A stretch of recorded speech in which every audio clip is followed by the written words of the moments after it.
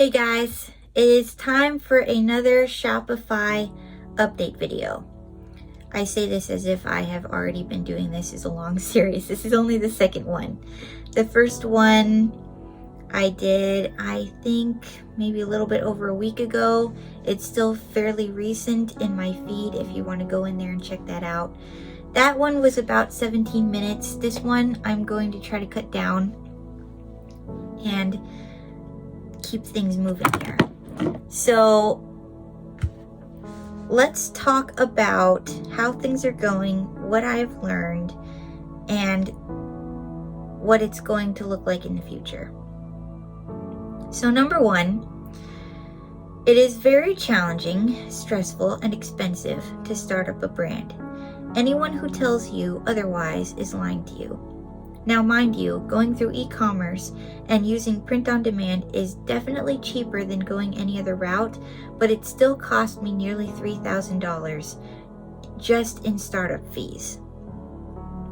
If any of you are looking into doing this, I would recommend of having a budget starting at $3,000 up to $5,000. That way you have more of a cushion if anything goes wrong during your process and you're not really hurting in your funds department. Number two, do research. Know how people will attempt to take advantage of you when you're at your most vulnerable in the beginning stages, and be emotionally prepared to say no.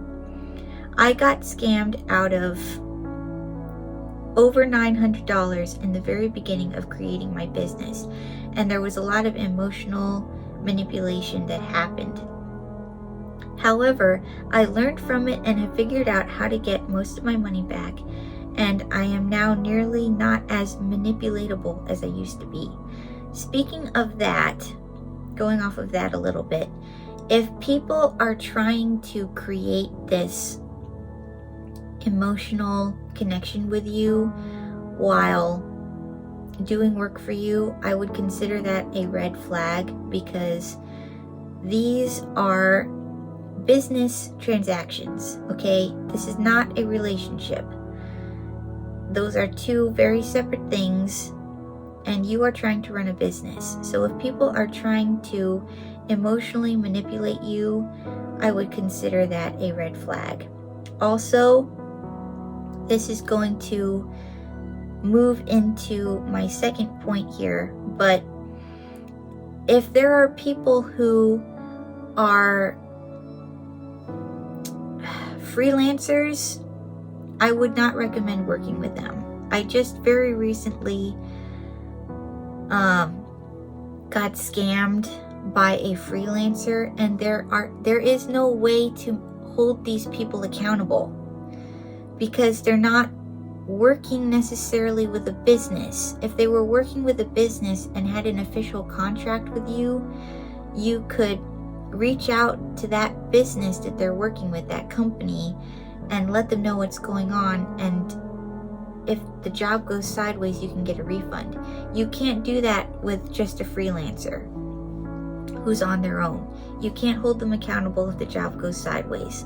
So really keep that in mind, and I would not recommend working with someone who is just a freelancer in this particular industry. Now, I work with Fiverr, and on the music side, those people are freelancers, but they work specifically with Fiverr, so there's still a way that I can reach out if something goes wrong. Now, I haven't had any issues on that side, but I'm just saying, like, if somebody is a freelancer and they're not connected to anything bigger, it's just them, I wouldn't recommend working with them. So moving on to number three, only work with professionals with a proven track record. It doesn't matter how great they come across as. If they can't be researched and you can't find reviews on them, don't work with them. Also, while I'm thinking about this, I really don't recommend Upwork. If you want to be involved, it's not necessarily a bad thing, But every time you do a new job, you have to create a new email.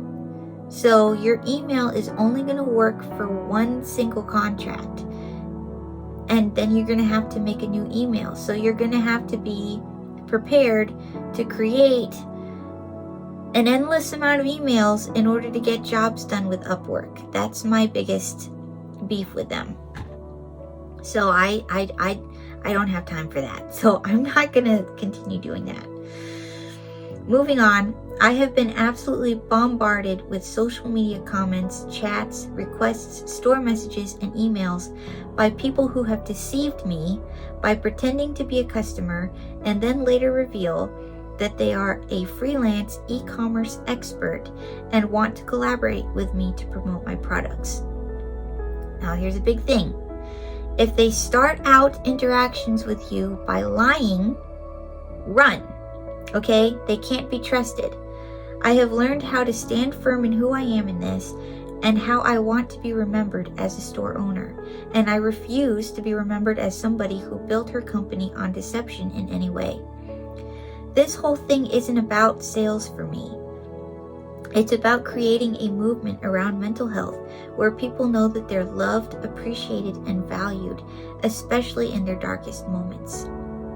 You need trust to build that sort of thing, and that's not a sacrifice that I'm willing to make. Lastly, number 4. The people that provide services for you and your brand are not in a relationship with you.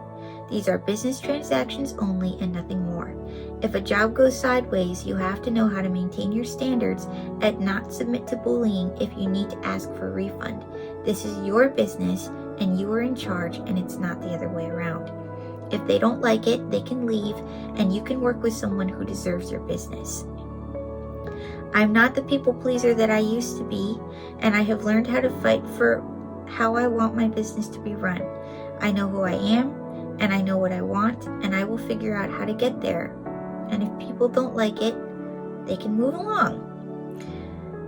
But what I want is to maintain honorable standards in all of this. I'm not going to put up with receiving crap when I paid for something that is good and going to help me in a positive direction. If what I paid for is having a negative impact on me and making it harder for me as a business, I'm not going to be happy about that, and I'm going to ask for a refund. And I am within my right to do that, and so are you. Okay? So, in all of this, it has been a negative experience all around. I'm not blaming Shopify for that completely. I am a little bit, because their advertising is deceptive. They make you believe that you can set up your website with them in a matter of minutes and simply add your product and you will start making sales. They say that it's simple, easy, and quick. It is none of those things, okay? It takes a considerable amount of effort, and I needed to hire an expert in order to make sure that all of the complications and complexities around the website were working properly, because I had no idea how to do that by myself. You really need to already know how to build a website when you go into this, and you need to know how to invest in the right people, and there's just a business sense that you need to have when you go into this. Some of it is common sense, okay? Granted, that's fine, but you can't just be completely oblivious when you go into it. You need to know stuff. So, with that being said, because I already paid for a full year with Shopify, I'm going to stick it out, because I've already paid the majority of what I needed to get things going. Now it's just making ads and doing some email campaigns to let people know that I exist and what I stand for, and would they like to support me, and the production of my music. So that is where we're at. I'm going to stick it out for a year and we will see what happens. But I just wanted to be real with you guys that it has been very, very frustrating and difficult for me, and I have spent a lot of time weeping over how discouraged I was trying to keep this going and trying to make something out of this. The whole reason why I started this is because producing music is pretty expensive, and the cheapest way that I was able to figure out how to do it is to go through Fiverr. So you go through Fiverr and you find your instrumentalist, and then they will create the bass line, the instruments for you, for your song, and then you move it on to your vocalist or various vocalists that you want, and then they finish it out for you. But that costs, depending on who you go with, it can cost $600 and up. So for me, each song from start to finish costs $600, and that's not even adding in the cost of advertising for that song. And when you do that, that can add up to another $200. So you're talking like $700 to $800 per song. And there are roughly 45 songs that I would like to have produced.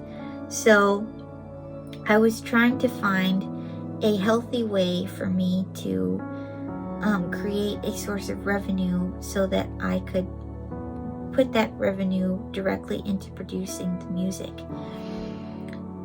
For those of you who are not familiar, my music is my story. I have a lot of pain in my story, and I have been wrapped in grace. I have been redeemed, forgiven, and restored. And I want other people to find peace and encouragement through my story. And that's why it's so important to me to produce my music. This was going to be the most effective way to do that, and right now it's not panning out. It's been about 4.5 months, and that's not to say that it can't. I'm just saying that it's not looking good right now, but God is in control, and I surrender all of that to Him, and I am willing to accept whatever He has for me in it, because I know that whatever it is, it's going to be good, because God is good. I'm just explaining my purpose in being with Shopify at all in the first place, and how it's going. So we will see. We'll see. It's not over yet. Everything could turn around. We'll find out together. I'll keep you guys in the loop. So until I have more news, until next time, thanks for listening and watching.